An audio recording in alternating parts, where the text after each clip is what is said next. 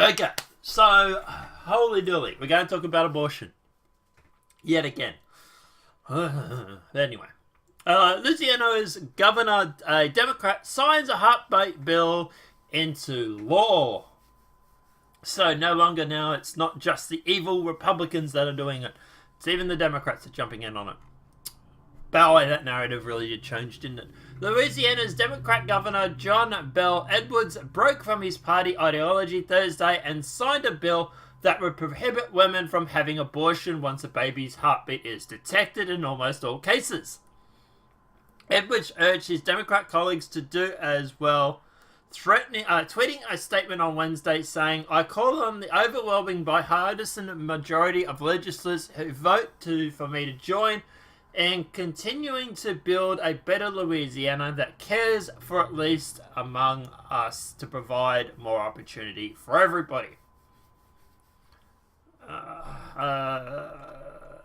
The fetal heartbeat abortion ban applies to pregnancies as early as 6 weeks before some women even know they're pregnant, and includes the exception for medical fertility instances where mother's health risk or the baby's stillborn. The bill's necessitates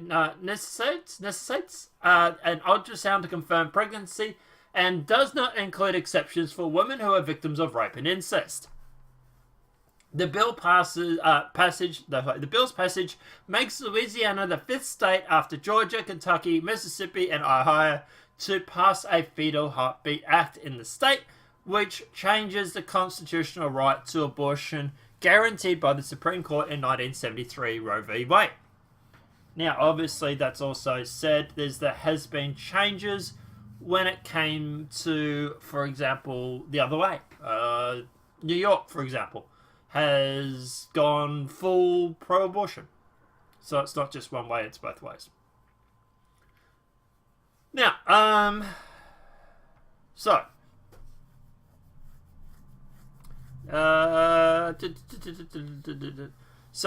Republican Governor Kay Ivey signed an Alabama abortion bill earlier in May that makes performing abortion at any stage of pregnancy with no exceptions except a health risk to the mother a felony crime punishable by up to life imprisonment. In Louisiana, doctors and medical providers who perform an abortion could face up to 2 years in prison and lose their medical license. Although many of the state's legislators have been challenged in court because of the constitution conflicts, state lawmakers hope that the controversy will facilitate Supreme Court justice in overturning Roe v. Wade. Louisiana will not go into effect until Mississippi's similar legislation is upheld by a federal court, but so far it faces legal challenges as federal judges backed the Mississippi law by injunction on Friday. Democrat colleagues lashed out at Edwards with a 2020 president candidate, Senator Christine Gillibrand, accusing the governor of turning his back on Louisiana women by signing this shameful bill. Now, at the end of the day, that in itself is probably bad enough, but then you get celebrities coming out saying things like, for example, Anne Hathaway implies abortion needed to prevent poor and black babies.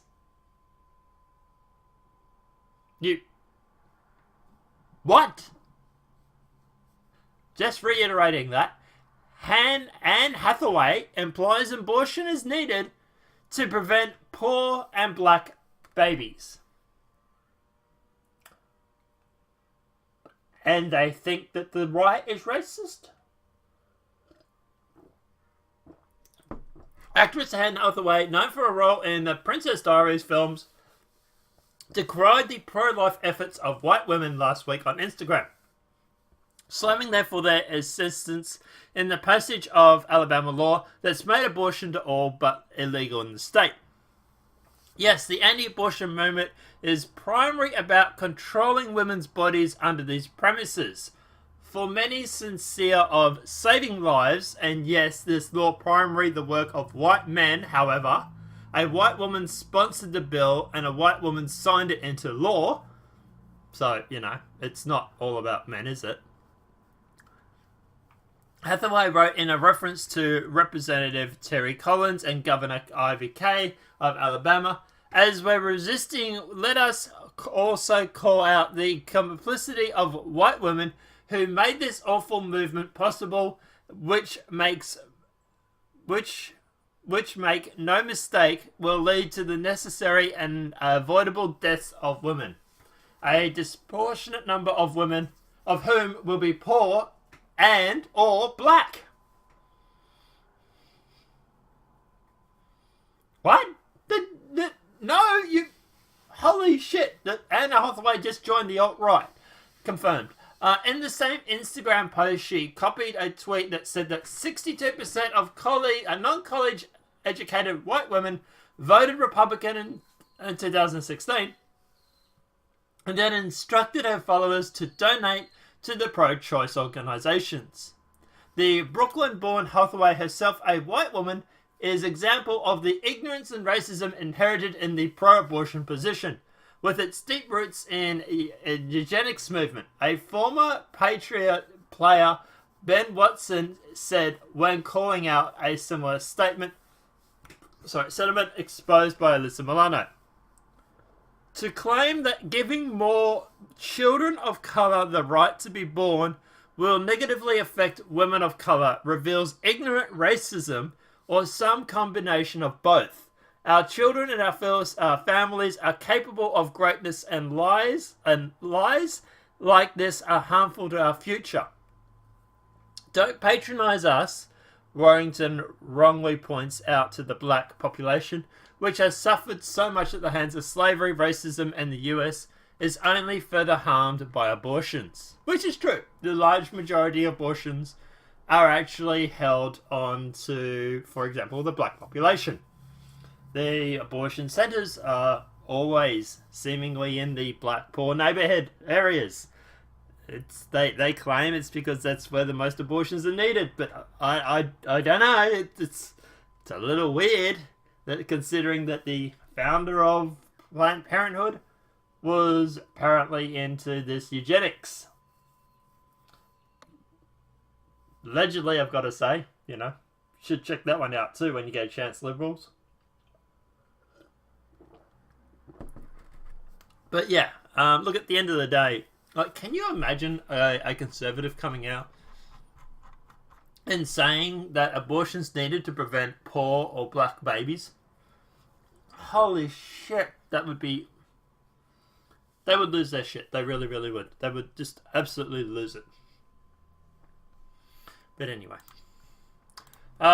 Revealed women's fertility app is funded by an anti-abortion campaigners.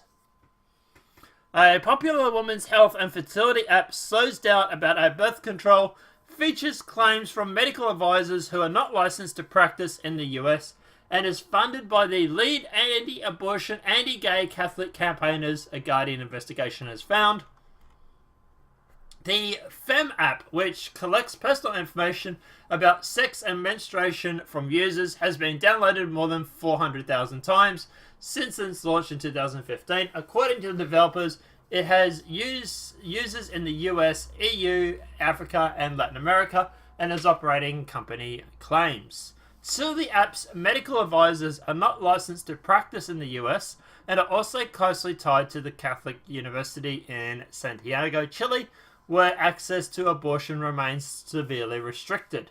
FEM receives much of its income from private donors, including Charis Foundation, a charity backed almost extensive by the Scene Fiddler, a wealthy Catholic hedge fund based in New York. Fiddler's Foundation has long supported organization and politics of the Vice President Mike Pence that opposes birth control and abortion. Fiddler has criticized Republicans for failing to outlaw abortion, calling their renaissance the tyranny of moderation in a recent editorial. Yeah, look, I'm not surprised. Sure. Yeah. But since then, obviously, keep going on this abortion topic. Netflix continues production in Egypt, where abortion is illegal, while considering Georgia boycott over the heartbeat bill. Netflix plans to step up production in the Middle East, notably Jordan and Egypt, where abortion is illegal after mulling a company boycott in Georgia on the account of the heartbeat abortion bill. Netflix chief content officer Ted Sarandos stated Tuesday that the company would rethink its Georgia investments if the heartbeat bill takes effect. Netflix expressed reluctance to produce content in regions with strong anti-abortion laws, seemingly does not extend to the Middle East, where recently a company has been ramping up the number of undertaken projects, according to Variety. Netflix is working on its third Arabic original titled Paranormal. Variety reports the show will be based on a series of Arabic horror books written by Egyptian author Ahmed Khalil Touafi. According to Variety, the show will be produced in Egypt, where abortion is punishable by imprisonment and almost all circumstances, according to the Pew Research Center. Paranormal is the most recent of three Netflix original series to be set and produced in the Middle East. Jinn is a Netflix-produced teen drama with supernatural elements that was shot in Jordan, according to Variety. In Jordan, abortions are very restricted and only legal when it's determined by the mother's physical and mental health risks of fetal impairment is determined, according to Haaretz. Arababi School of Girls is another Netflix original, also shot and produced in Jordan, featured female lead cast, according to Rapid TV News. Daily Caller News Foundation reached out to Netflix for comment, but the company declined to comment on the subject. To me, this is more about them making money than it is about them having this abortion stance thing. To me, this is just, it's about money. They can go over and they can film in these areas like Egypt and whatnot, where they can make all this money. It's cheaper, and that's why they're doing it. Like, they don't really care about abortion. It's just virtual signaling. If they really did care, they wouldn't film in Egypt. But regardless.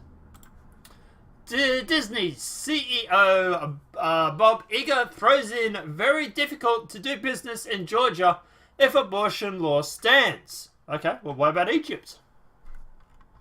You probably have no problems doing it there. Bob Iger, chairman and the CEO of Walt Disney Company, said it would be difficult to continue business relationships in Georgia following the passage of the state's new abortion laws.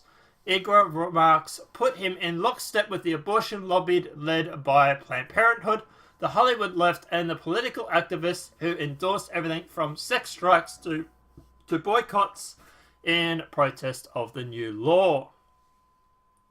I don't see how it's practical for us to continue to shoot there, said Bob Iger, if the Georgia's Living Infant Fairness and Equality Life Act takes effect. Reuters invited Iger's comments on the company's business dealings in Georgia, specifically asked if the abortion bill in Georgia, how do you feel about that, and is Disney going to keep doing its producing there? Iger replied, I think it becomes law. It'd be very difficult to produce there. I'd rather doubt we will. Many people who work for us will not want to work there, and I will have to hear their wishes in that regard. Right now, we're watching it very carefully. I guess there's some speculation that it could be enacted sometime after the first of year. I also think it's likely to be challenged in the courts that could delay it. Iger said, we're being careful and cautious about it. If it becomes law, I don't see how it's possible, how it's practical for us to continue to shoot there. Mind you, he still will not probably shut up shop over in Egypt if they have any ties over there. So, one rule for me, one rule for thee. Look, at the end of the day, guys, as for the abortion thing, look, I'm against abortion just for the sake of, for example, going in and getting birth control. I think at the end of the day that, you should be able to go through and actually have birth control and actually go through and take some responsibility. Sure, if you're raped, if you're inbred, or then you should be inbreeding anyway. But if you've been inbred, or if there's some sort of risk to life to the mother, or if it's after a certain time, I get that. But that some of these abortionists want up until conceived date to be abortion, and that to me is just that's just wrong. That's where a lot of these abortionists lose me. They lose me because at the end of the day they try and go too far. But let us know what your thoughts are in the comment section below.